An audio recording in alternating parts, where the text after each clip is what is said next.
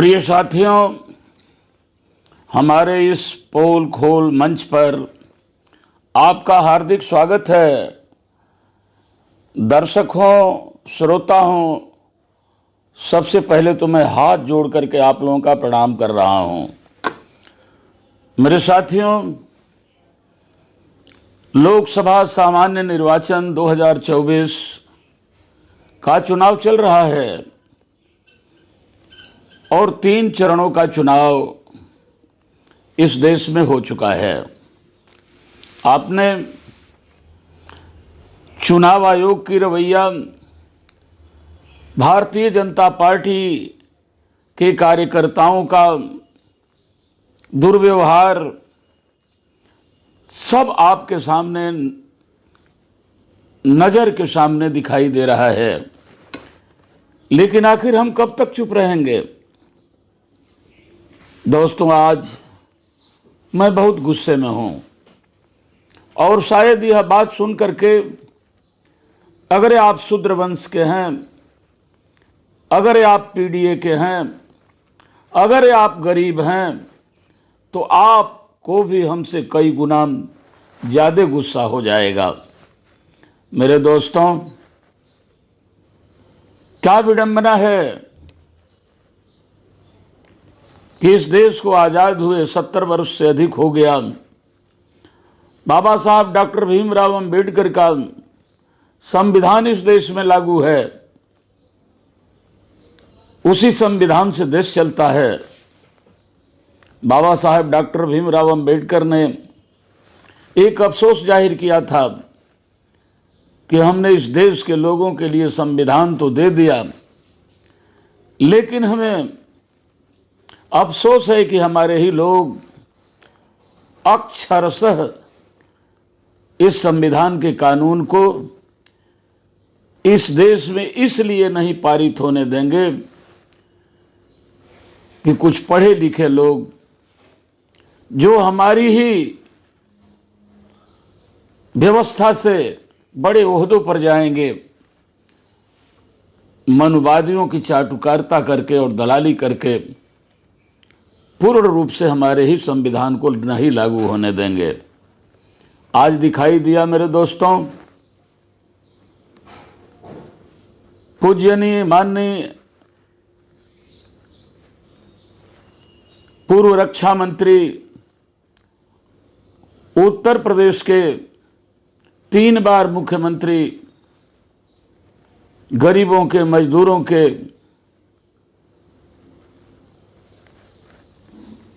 वफादार नेता, जिन्होंने यह संकल्प लिया था कि जब तक अंतिम पंक्ति के अंतिम व्यक्ति के चेहरे पर मुस्कान नहीं आएगी तब तक मैं आंदोलन करता रहूंगा। मैं पूजनीय मुलायम सिंह यादव जी की बात कर रहा हूं, जो 3 बार मुख्यमंत्री रहे। अपने शासनकाल में उन्होंने पिछड़ों को 27% आरक्षण भी दिया था। उनके सुपुत्र 2012 से 2017 तक उत्तर प्रदेश जैसे बड़े सूबे के मुख्यमंत्री रहे। एक बार तो आपने देखा कि 2017 में जब भारतीय जनता पार्टी की गवर्नमेंट बनी, तो जब मुख्यमंत्री भवन से माननीय अखिलेश यादव जी अपने निजी आवास में गए और जब जोगी जी मुख्यमंत्री आवास में प्रवेश किए, तो गंगा जल से धो करके उस मुख्यमंत्री को पवित्र कर दिया गया। जैसे माननीय हमारे राष्ट्रीय अध्यक्ष अखिलेश यादव जी इंसान नहीं हैं, आदमी नहीं हैं। ये मानवता है भारतीय जनता पार्टी के लोगों की और मानसिकता है। खैर, एक बार और पूजा करने गए। आज से 4 महीना पहले भारतीय जनता पार्टी वालों ने कहा कि शूद्र को मंदिर में पूजा करने का अधिकार नहीं है, जबकि उन्हें पंडितों ने बुलाया था मंदिर में। और आज से 3 दिन पहले तो हद हो गई, मैनपुरी में शंकर जी के मंदिर में उन्होंने पूजा अर्चना किया, जो हर एक नागरिक को अधिकार है। लेकिन पूजा अर्चना करके भी जब वो अपने कार्यक्रम पर चले गए तो भारतीय जनता पार्टी वालों ने गंगा जल से धो करके उस मंदिर को पवित्र किया।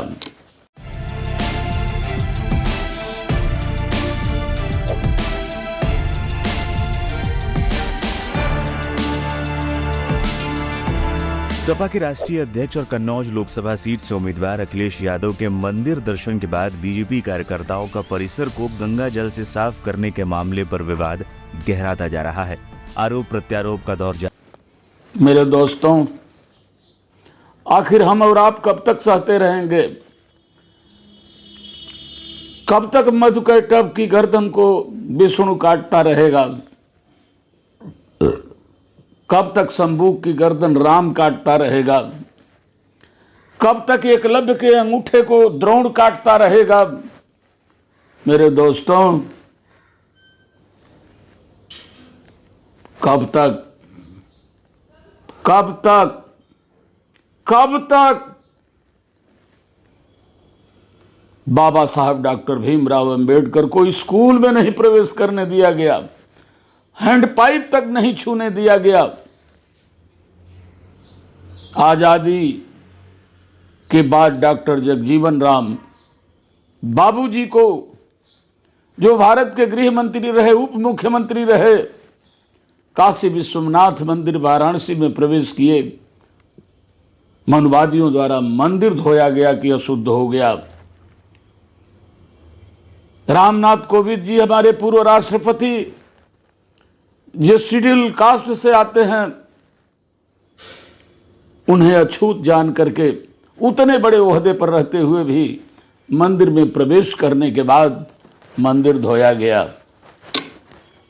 मेरे दोस्तों, कहने को तो भारतीय जनता पार्टी के लोग कहते हैं कि हमने आदिवासी को राष्ट्रपति बना दिया,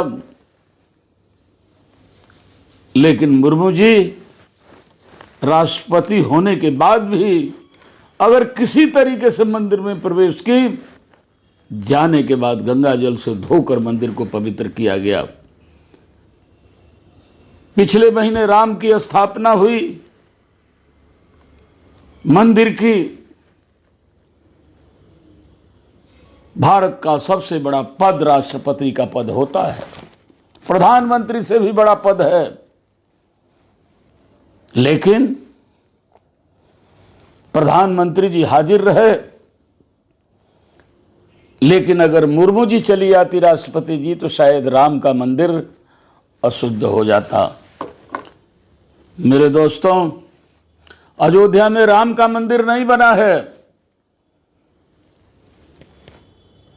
यह आपके जमा करने का बैंक है और मनवादियों के निकालने के लिए उस बैंक का एटीएम उनके हाथ में है।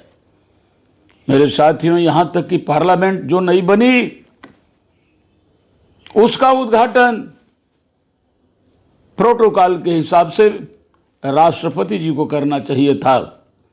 है उद्घाटन तो दूर, भारतीय जनता पार्टी वालों ने उस नए पार्लियामेंट भवन में राष्ट्रपति जी को प्रवेश तक नहीं करने दिया कि पार्लियामेंट अशुद्ध हो जाएगी। आज अखिलेश के साथ हुआ। आज शूद्र वंश गुस्से में है, पीडीए गुस्से में है, दलित गुस्से में है, बैकवर्ड गुस्से में है, अल्पसंख्यक गुस्से में है, गरीब गुस्से में है, मजदूर गुस्से में है, बेरोजगार गुस्से में है। याद रखिएगा भारतीय जनता पार्टी वालों, ये शूद्र और ये पीडीए बिजली का नंगा तार है। जब तक नहीं टच कर रहा है तुम अंगिरा रहे हो, और जिस दिन टच कर देगा जल के भस्म हो जाओगे। और वह वक्त आ गया है।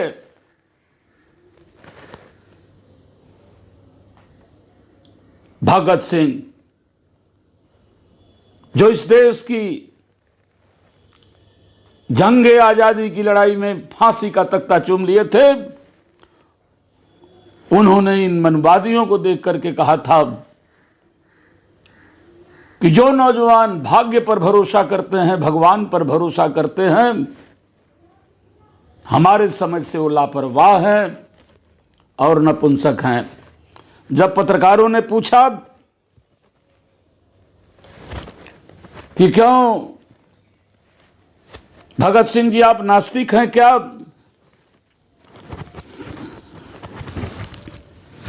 उन्होंने कहा कि मैं नास्तिक इसलिए नहीं हूं कि मुझे धर्म से नफरत है, नास्तिक हूं लेकिन इसलिए मैं नास्तिक नहीं हूं कि मुझे धर्म से नफरत है। हां, इसलिए जरूर नास्तिक हूं कि धर्म को इंसानियत से नफरत है। मेरे दोस्तों, कहते हैं कि दुनिया को बदलने के लिए सबसे बड़ा हथियार शिक्षा है, लेकिन सही बात तो यह है कि दुनिया में सबसे बड़ा मूर्ख बनाने का हथियार यह धर्म है। मेरे साथियों, यह देश कैसे चलेगा, जरा आप ही सोचें इस बात को कि आज चुनाव चल रहा है, प्रधानमंत्री जी कौन कौन सी बात कर रहे हैं,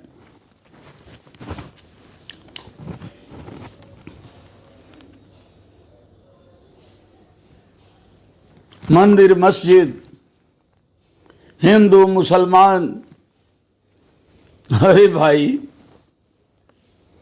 ये हिंदू और मुसलमान कब तक चलेगा। राम का मंदिर बन गया, सबको नौकरी मिल गई, बेरोजगार रोजगार पा गए, सबके खाते में 50 लाख चला गया, किसानों की आमदनी 5 गुनी हो गई, चप्पल पहनने वाले हवाई जहाज पर घूमने लगे। राम का मंदिर बन जाने से केवल केवल केवल केवल मनुवादियों का फायदा हुआ है, नुकसान 95% का हुआ है। और माननीय प्रधानमंत्री जी ने तो ऐसा जुगाड़ लगाया है जो भारत की जनता समझ गई है, कर दिया है कि मंदिर और मस्जिद के लाउड स्पीकर को इतना तेज कर दो कि भूख, गरीबी, बेरोजगारी, अपराध, भ्रष्टाचार, अत्याचार, महंगाई की आवाज सुनाई न दे। अरे मंदिर को साफ करने वालों, कोई दर्शन करने के लिए जाता है तो पूछते हो कि तुम दर्शन नहीं कर सकते इसलिए कि मांस खाते हो। जरा जो देवी शेर पर बैठी हुई है उस देवी से पूछो कि वह मांस खाने वाला आदमी तुम्हारा दर्शन नहीं कर सकता, और जिस पर बैठ करके सवारी देवी कर रही है, क्या वो आलू और गोभी का पराठा खाता है। दोस्तों, ये पाखंडी जो आज हमारे मंदिर में जाने के बाद इनका मंदिर अशुद्ध हो जा रहा है, ये क्यों नहीं अपने मरे हुए पूर्वजों में प्राण डाल करके जिंदा कर देते। अगर इनमें शक्ति है कि पत्थर की मूर्ति में अगर प्राण प्रतिष्ठा करके उसे जीवित कर सकते हैं, बेहतर होता कि गुरुजी लोग अपने पूर्वजों को ही जरा प्राण प्रतिष्ठा लगा करके अपने पूर्वजों को ही जीवित कर लीजिए। कितना पढ़ाएंगे हम लोगों को। बाबा साहब डॉक्टर भीमराव अंबेडकर ने संविधान दिया, आजादी में संविधान लागू हुआ, हम भी पढ़ लिख लिए हैं।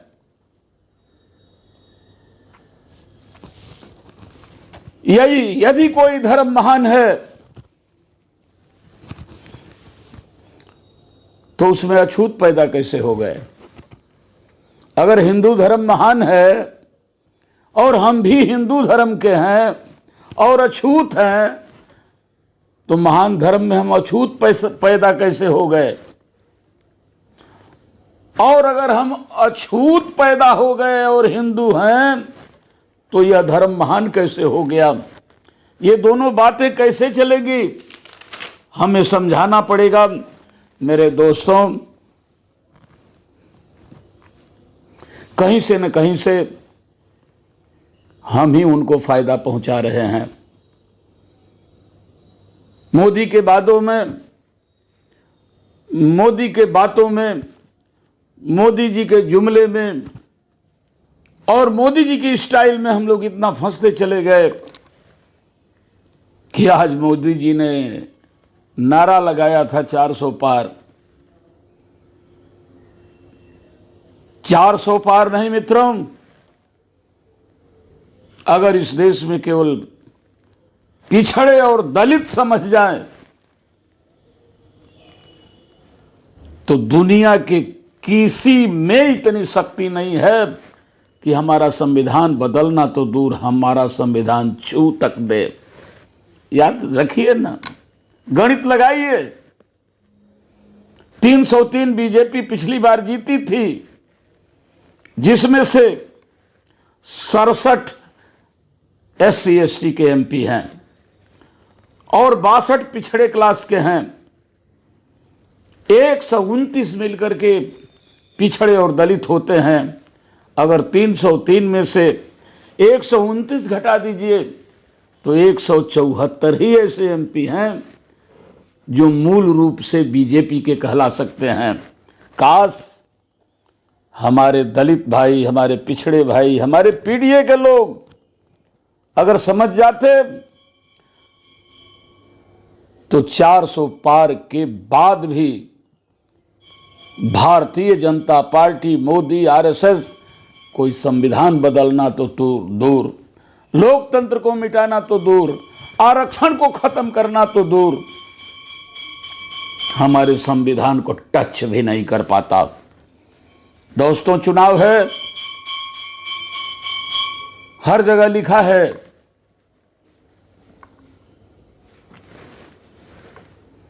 थोड़ी सी भूल का भयंकर परिणाम हो सकता है। रुकिए, देखिए, जाइए। 2014 में, 2019 में हम रुके नहीं, हम देखे नहीं, सीधे चले गए।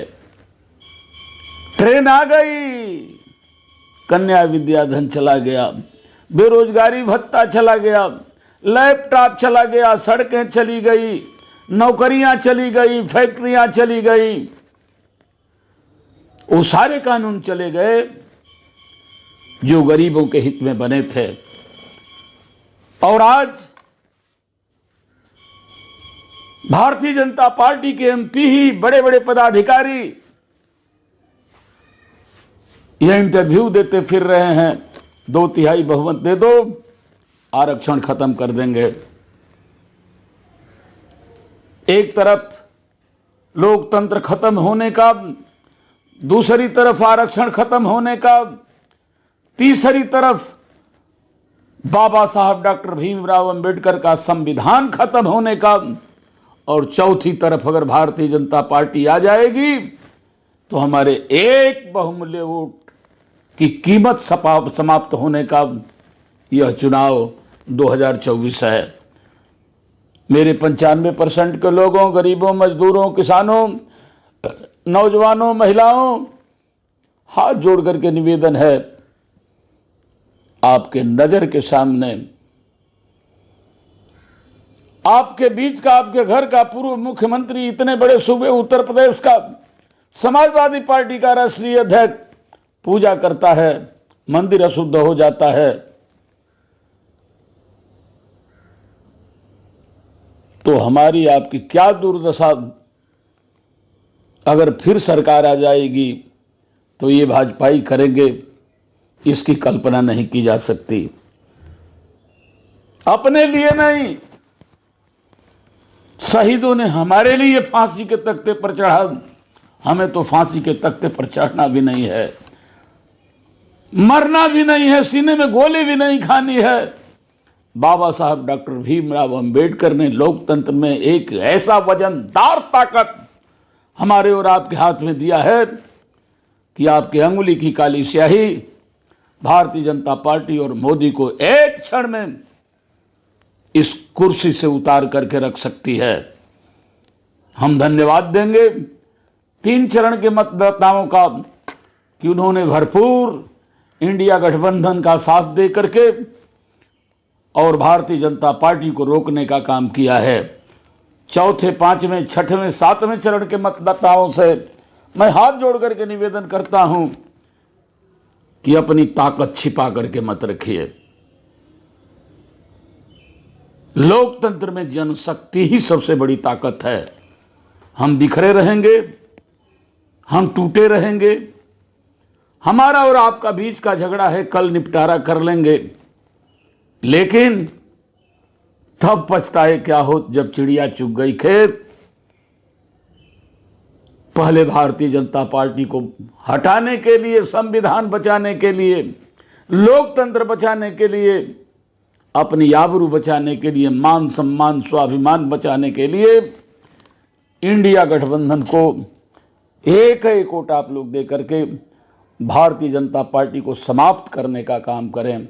बहुत बहुत प्रणाम, बहुत बहुत प्रणाम। धन्यवाद, धन्यवाद, शुभ प्रणाम।